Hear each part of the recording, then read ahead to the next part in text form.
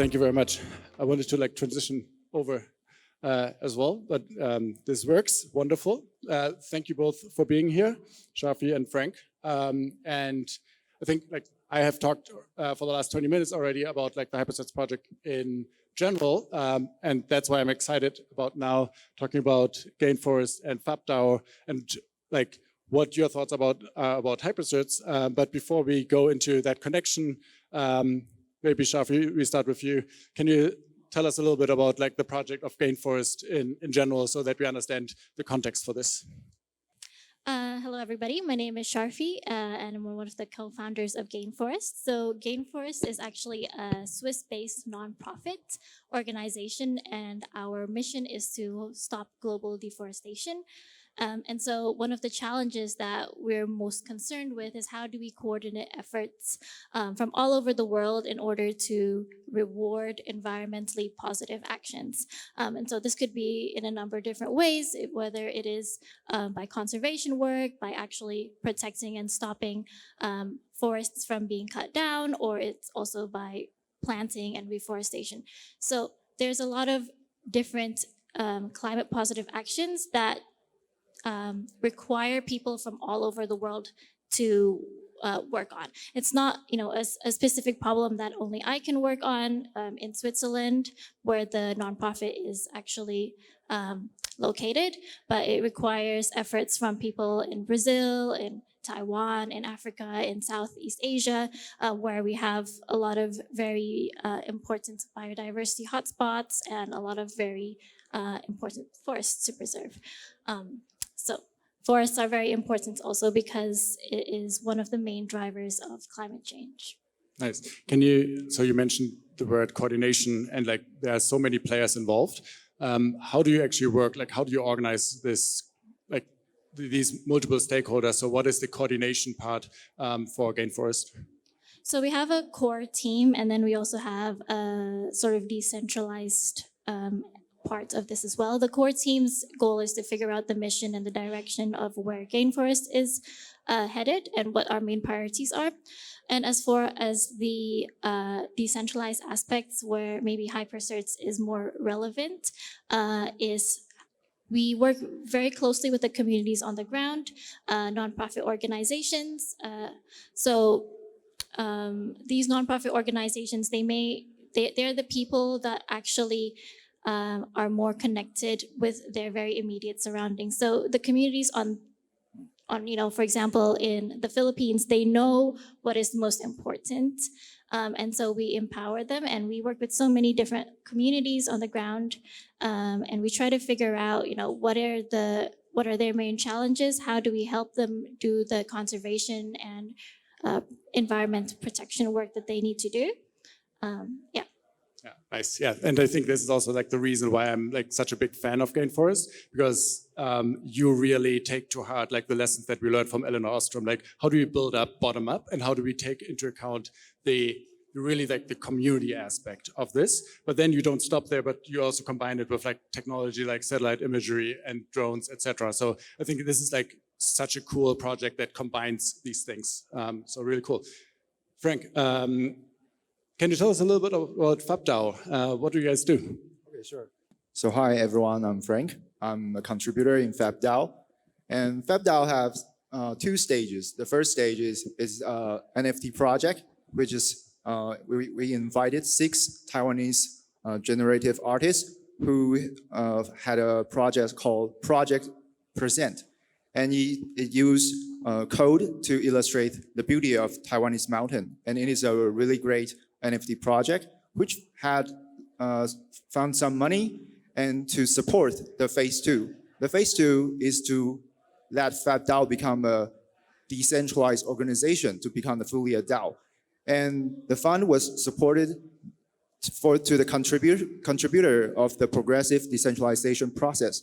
So I am the contribution during this process, and I was coordinated in one of the special working group. We call ourselves Hypersert Labs, because we want to use Hypersert as not only as a record, but also a tool to facilitate the coordination while all of different contributors, different members, how do we collaborate more to help the decentralized more reachable or more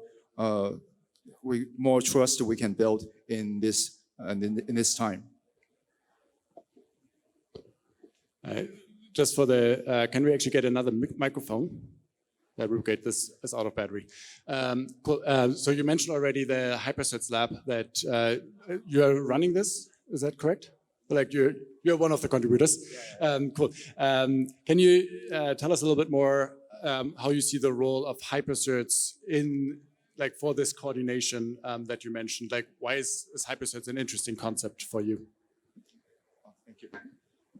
Although Holke had already told about the big picture of HyperCert, and I think for us, we mainly focus on the contribution part because the pre-distribution discussion is really important for us because we want to make sure that everybody who engage their free time in FabDAO to get not only get paid or get recognized their credit by the fraction of the HyperCert, the one feature of HyperCert. And I think that's a great part of the ERC 1155.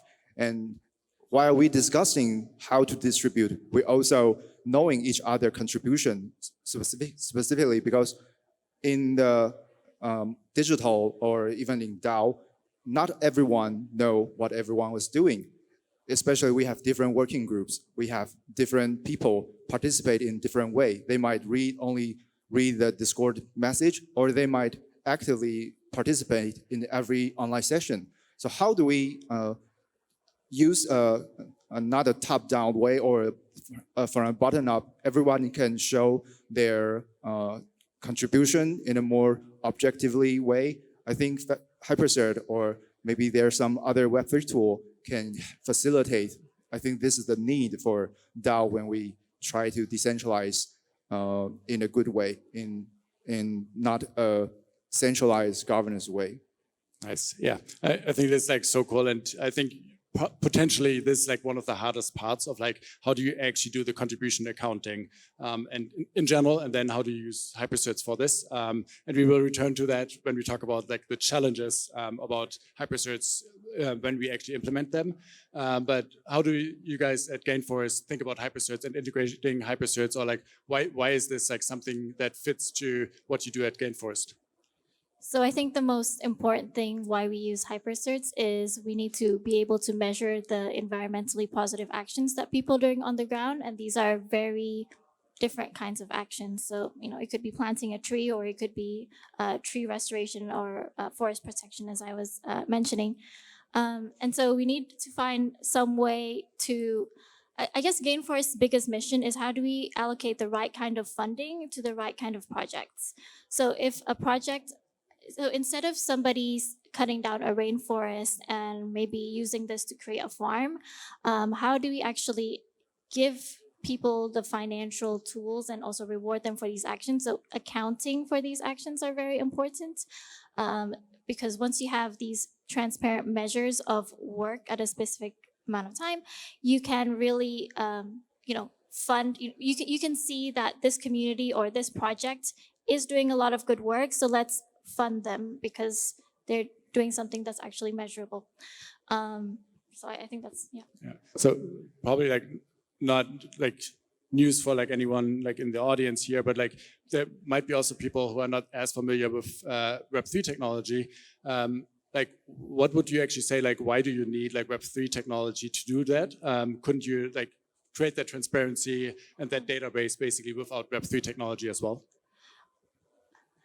Actually, I think we can, and we don't really need to explain to the communities on the ground that they're using Web3 technology. I actually think that HyperCerts it's a concept that can be abstracted away. They can still be able to say, oh, you've done this work. This is kind of, your certificate for your work that you've done. And maybe they can, we can reward them in the form of, a sticker or like a small, like physical certificate. And if they're not as Web3 literate, they don't necessarily need to know that it's a HyperCert. But if they are interested, and a lot of projects are actually interested in the Web3 aspect, so some are a little bit more Web2 and some a little bit more Web3. So for the people who are interested, we can actually give them these hypercerts, in their wallets. Or you can even, for example, create some form of like shadow profiles based on, their phone number or some form of identity. And then when they ask for it, we could always give it to them. But the important part is the accounting and the database part. You need to be able to reward people for the work that they've done and give people credit where credit's due. Yeah, fully agree. And then I think the interesting thing is also if we want to combine that, for example, with additional evaluators, with additional funding platforms, when we want to expand this from like Gainforce to other things, then we also create kind of a data standard that it's easier to plug in. And we have like a decentralized database where it is not like governed just like by one organization, because ultimately we don't want to have just like one Amazon of hypercerts, for example, one Amazon for impact, but we actually want to have that multiple platforms can be engaged with that as well. Cool. So we talked a little bit about like your projects and the role of hypercerts in your projects. What are the challenges that you face? And here I think it's really interesting because we, like from what we heard, that is like you really work on the two different elements of hypercerts, like the contribution accounting side and then the evaluation side. So it's really interesting to have you both on here. So what are for you kind of the biggest challenges of like implementing this and using this? I don't know if you want to go first. Okay, I can go first. I think the biggest challenge is also echoing the last questions, because like, why do we need to use a Web3 tool to achieve? Maybe you don't need Web3 hypercert at all if you can use a Google spreadsheet or even a paper to record what your contribution. And this is the questions I face while we discuss a lot. And while after reading the white paper, we saw the whole structure or whole architecture or whole vision of hypercert. I would say that it is a kind of like a universal format for contribution and for the evaluation and for the future ecosystem. And we try to build a ecosystem from the bottom layer. And the challenge part is, how do we explain this vision, or how do we truly let the one really understand the importance of interoperability or the upgradability of this Web3 tool and the transparency that Web3 have already as a great tool to manifest that. And the first thing is to, I would not say education, but I would like to say invite them to understand more about the underlying characteristic of what hypercert really is about. And after knowing this, we can discuss a lot of how do we truly want to distribute. You can distribute equally, but is that a truly good way? Maybe we can try another. So this is the experiment part of contribution, because we can try to use different distribution methods. You can buy algorithm, you can buy people giving feedback from each other, or you can by ranking the importance of the priority things you have done. So I think this little experiment is a really great hook for, at least in FabDAO, to inviting people to use hypercert, but it's also a challenge because not everyone wants to use, like, why should I experiment? I want something, it can be done to solve my questions, but hypercert cannot one fit all questions at all. I think for me personally, I think hypercert is a great tool to facilitate the discussion. What we didn't think about, it can be different. So this is also a challenge, but it is also a hook for me. Yeah, no, I like that. Like also like the two things, like explaining why we should use Web3 technology for that. And it really is something where we need to lead kind of the vision of it, that how the vision really is like to create this interoperability between like different things. Because like if you would just do that in one case, you shouldn't just like build like the most complex like Web3 blockchain system for one use case. But if you really think about the system in itself, then the Web3 technology like really makes sense. And then the second part that you said about like, how do we actually do the contribution accounting there? I think hypercerts like brings kind of this really difficult discussion and conversation to the front so that we can have that discussion, but it's a really difficult one to do so. What are the challenges for Gainforce and the evaluation side? Yeah, I think maybe just to add a little bit to that, one of the great things about Hypersets, why we should use it, is that once you have this centralized database, you can actually start having, for example, an evaluation marketplace. So as Holke was mentioning in his talk earlier, you can really have different evaluators say, oh, is this project real? And you have all of the data, you have all of the work, and they can make their own conclusions as to whether, so it's a standard, whether something has actually delivered impact or not. And also, it also gives way to different funding mechanisms. There's lots, quadratic funding, quadratic funding in the Web3 space, or retroactive funding. These are all like different funding mechanisms that can be plugged into different impact evaluators and hypercerts. As far as the challenges, I think that hypercerts work really well with digital public funding, public goods funding, just because all of the data is already online. So for example, with open source software, you can check, for example, what are the dependencies? Do people actually use this project? But in Gainforest, because a lot of the work is done kind of offline in places where there's not a lot of internet, it just requires the little bit more extra thought of recording and making sure that the data that's being recorded, that people are doing the work, is clean. Yeah, nice. I'm failing on one task here. I don't actually know how much time we have left. We can? Okay, Noah also doesn't know. Okay, cool. Cool.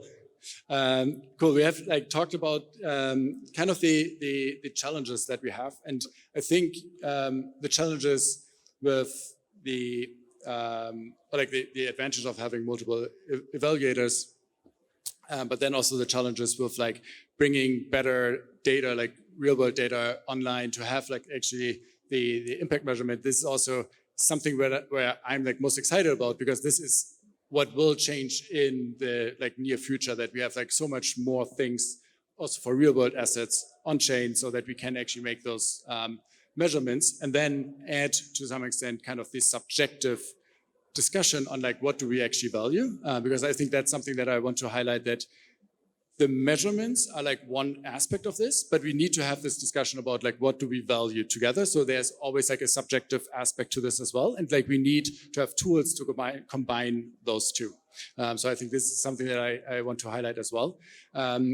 So maybe to close this with is there something else that you want to point out? And then the question, what are you really the most excited about that's coming up, either for your projects or that you see in the sector as a whole? Okay, I'm really excited about what Holke's previous talk about the 2024s in HyperCert. I think the use case has become much more, and the user experience while minting HyperCert had improved. And I think this is a great step to start. And for me, I think I would like to invite people to join FabDAO, to use HyperCert, because for us, this is still a great starting point to formulate your organization or your new group to discuss how to measure contribution more equally or more actively. And I think that's the really good process to recognize your own contribution and recognize others' contribution. And I think that's the great first step to build trust, because HyperCert might not really solve the trust problem, and it is not the way it was meant to be, but it can be a great tool to facilitate the trust building process. And after the trust building, I think the coordination will become much smoother, and the future discussion about how to distribution will hence become much smoother too. So invite everyone who is willing to experiment with us and with Holke and with Sharfy. I'm excited about the possibilities that hypercids can do with mass coordination and also just incentivizing people to just do more good in the world. Things that may not be financially rewarded, but like right now, and to be able to fund these mechanisms and to also just encourage more people to do work towards climate. I think I see a lot of people who see that we are currently in this climate crisis and feel like, they're a little bit disempowered. How do I actually do something good? But little actions can amount to something big. And I think HyperCerts is a tool that allows people to do these maybe little actions, whether it's an hour of their time if they have, or a week of their time. And on the grand scale, you can visualize this and you can really see like, okay, this looks like a very big problem, but a lot of people, and you can see it in maybe like, whatever the HyperCerts marketplace or in the hyperboards, these are all the people that are working towards this. I can also do that. So that's what I'm most excited about. Nice, wonderful. And I'm excited about everybody who will check out Gainforce and FabDAO, joins them or supports them, and also about everybody who comes up and wants to talk with any of us afterwards. Excited to continue the conversation afterwards. Thank you both for joining this panel. And then I have no idea if we are on time or not, but also excited about the next speaker. Thank you. Thank you, Holke.